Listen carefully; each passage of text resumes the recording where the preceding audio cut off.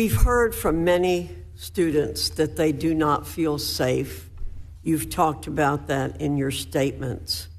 But the anti-Semitism we've seen on your campuses didn't come out of nowhere. There are cultures at your institutions that foster it because you have faculty and students who hate Jews, hate Israel, and are comfortable apologizing for terror. How did your campuses get this way? What is it about the way that you hire faculty and approve curriculum that's allowing your campuses to be infected by this intellectual and moral rot? President Gay, I'm going to ask you to give me a brief answer. I also would invite you to follow up with more in writing, and we will follow up with you. So I will go down the line, President Gay, then President Magill, and President Kornbluth. Thank you, Chairwoman Foxx. Again, anti-Semitism has no place at Harvard. When we recruit faculty, we do so with the understanding that they are joining a community where we honor, celebrate, and nurture open discourse, both on the campus and in the classroom. And to be a successful teacher and educator at Harvard requires the ability to draw out all of the viewpoints and voices in your classroom, irrespective of one's political views. And we devote significant resources to training our faculty in that pedagogical skill and to prioritizing that in our recruiting and hiring. Thank you. Ms. Magill. Thank you for the opportunity to address the question. I'm troubled by what you're reporting about the culture of the institutions that we're leading.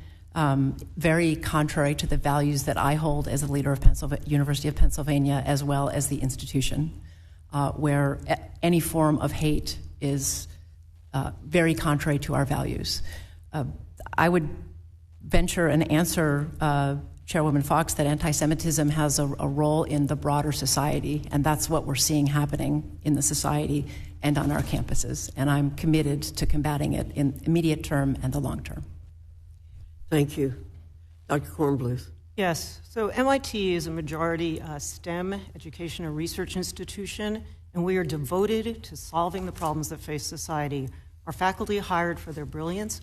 Now, we allow them to say what they'd like in the classroom in the name of free expression, but we are committed to having them know that that our campus must be a welcoming and inclusive environment. And although they may say what they like in the classroom academically, targeting any individual student, harassing or discriminating is strictly forbidden in our classrooms and on campus.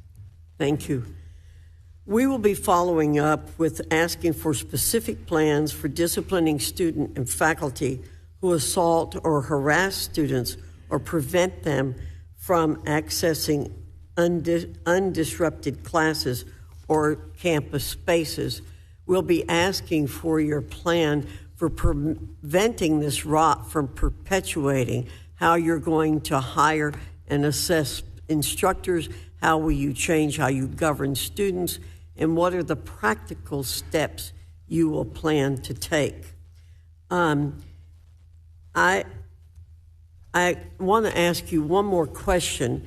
As I've said, and Ms. Magill, I appreciate the fact that you feel concerned about my feeling about the fundamental culture on the campuses that's foundational to this issue, denial of the right of Israel to exist. So I want to ask each one of you, President Gay, do you believe that Israel has a right to exist as a Jewish nation? I agree that the state of Israel has the right to exist. Ms. Magill, same question. I agree, Chairwoman Foxx, the state of Israel has the right to exist. Dr. Kornbluth. Absolutely. Israel has the right to exist.